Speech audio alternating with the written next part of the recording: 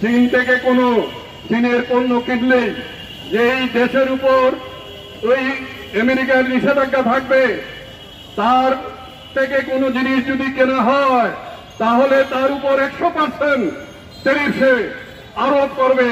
এরকম একটা এরকম একটা দুনিয়াতে আমরা বাস করছি। আর তাদের সাথেই আমাদের এই সরকার গোপন চুক্তি করছে।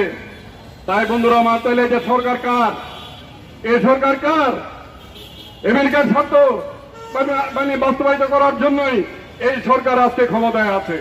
তাই বন্ধুরা আমার, এদের এই যে ট্যারিফ, গার্মেন্টস বন্ধ হয়ে যাচ্ছে, মানুষ বেকার হয়ে যাচ্ছে, অবৈধ ট্যারিফ আমেরিকা আমাদের উপর আরোপ করছে, করিডোর দিচ্ছে, বন্দর ডিপি ওয়ার্ল্ডকে বন্দর দেবে, স্টারলিংকের চুক্তি করেছে।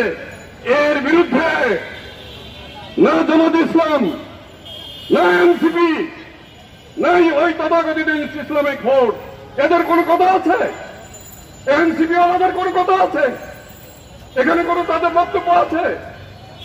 কোন শক্তি এরা, কাদের নেটওয়ার্কে এরা কাজ করছে সেটা আজকে পরিষ্কার হয়ে গেছে। তাই বন্ধুরা, শত্রু আজকে কারা সেটা আজকে প্রমাণ হয়ে গেছে। লড়াই আজকে জোরদার করতে হবে। তাই বন্ধুরা আমার, আমরা যেটা বলতে চাই, বাংলাদেশের গত জুলাই আগস্টের আন্দোলনে ৭২-এর সংবিধানকে কবর দিতে হবে, তার নীতি বাতিল করতে হবে, এরকম কোন এজেন্ডা সেখানে ছিল না। এরকম এজেন্ডা এনেই ওই জুলাই আগস্টের যেই আন্দোলন, জাতীয় আন্দোলন গড়ে উঠেছিল, তার মধ্যে বিভক্তি সৃষ্টি করেছে এই এনসিপি ওয়ালারা। তারা বলেছে ৭২-এর মুজিববাদী সংবিধান এটাকে কবর দিতে হবে, এটা বলেই ছাত্রদের মধ্যে বিভেদ সৃষ্টি করেছে। তাহলে স্বৈরাচারের দোসর সিপিবি বা অন্য কোনো ফোর্স না, এনসিপি ওয়ালারা তারাই এই আন্দোলনে বিভক্তির সৃষ্টি করেছে। তাহলে আজকে পরিষ্কার সিপিবি এখানে কোনো ধারাই পাড়াই নাই। আমরা 5ই আগস্ট পর্যন্ত গণতন্ত্র 2014, 2018, 2024-এ হাসিনার আমলে মানুষ ভোট দিতে পারে নাই। মানুষের ভোটাধিকার নির্বাচনে চলে গিয়েছিল, মানুষ সেজন্য লড়াই করেছে। বন্ধুরা আমার, 5ই আগস্ট পর্যন্ত আমাদের দেশের শত্রু অর্থাৎ গণতন্ত্রের শত্রু, জনগণের শত্রু ছিল কর্তৃত্ববাদী হাসিনা সরকার।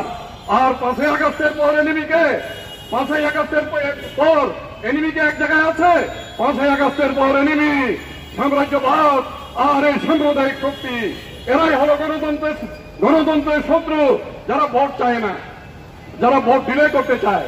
এই অন্তর্বর্তীকালীন সরকার আজকে ইউনূসের একটা সাফল্য আছে, ইউনূসের একটা মাত্র সাফল্য, সে এই বৈষম্য বিরোধী ছাত্র আন্দোলনের ওরস থেকে এনসিপিকে জন্ম দিতে পেরেছে। এটাই হলো ইউনূসের সাফল্য, আর কোনো সাফল্য নাই। হাসিনা যেমন ভোট দেয় নাই, এরাও ভোট দিতে চাচ্ছে না। তাহলে বর্তমানে গণতন্ত্রের শত্রুকে, মানুষের ভোটাধিকার শত্রুকে এই শক্তি, যারা আজকে আবার ইউনূস আমাদের সেক্রেটারি বললেন, ওখানে গিয়েছেন, সে বলছে লাস্টে দেশের পরিস্থিতি স্বাভাবিক না, দেশের পরিস্থিতি স্বাভাবিক না। এরকম অস্বাভাবিক পরিস্থিতিতে দেশে কেমনে নির্বাচন হবে? আবার নতুন করে কথাটা তুলছে। আরে এই অস্বাভাবিক পরিস্থিতি মানুষ মনে করছে, বিভিন্ন টক শো তো আমরা দেখছি, বিভিন্ন পত্রপত্রিকাও আমরা দেখছি, গোলটেবিল বৈঠকগুলোতেও দেখছি, এই অস্থিতিশীল পরিস্থিতি টিকে রেখেছে এবং এটাতে মদত দিচ্ছে সরকারের ভিতর একটা গ্রুপ, সরকারের ভিতর সরকার আছে। এই কথাও আমরা গোলটেবিল বৈঠকে দেখলাম, বিভিন্ন জন সেটা বলছে। তাই বন্ধুরা আমার, এরা যে ষড়যন্ত্র করছে, সরকারের ভিতর যে সরকার, এটি আজকে মাথায় পরিষ্কার রাখতে হবে।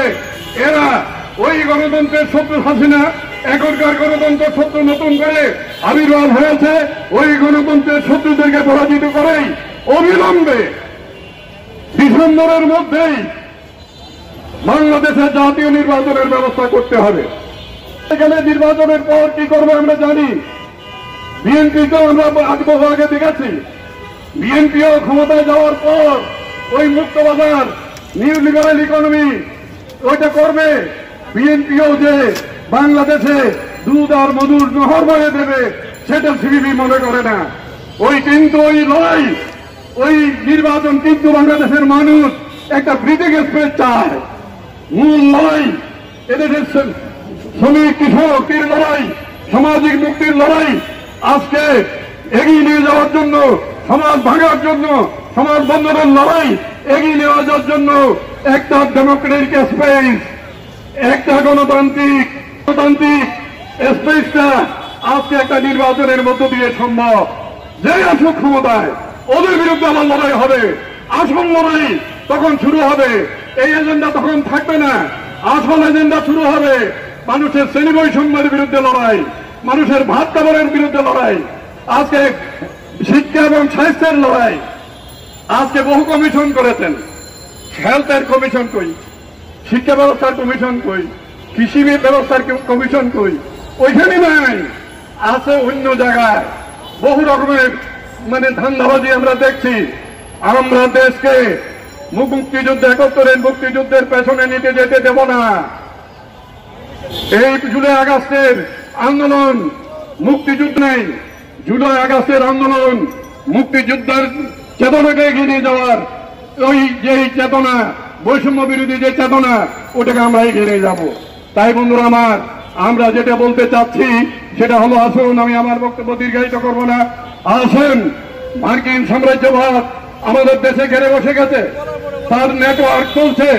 এই যে ডিপি ওয়ার্ল্ড করিডোর, স্টার্লিং, একটার সাথে আরেকটা জড়িত, একটার সাথে আরেকটা জড়িত, এই দ্বিতীয় আন্তর সম্পর্ক আছে। এটার সাথে বিচ্ছিন্ন কিছু না, এটা আমাদেরকে বুঝতে হবে।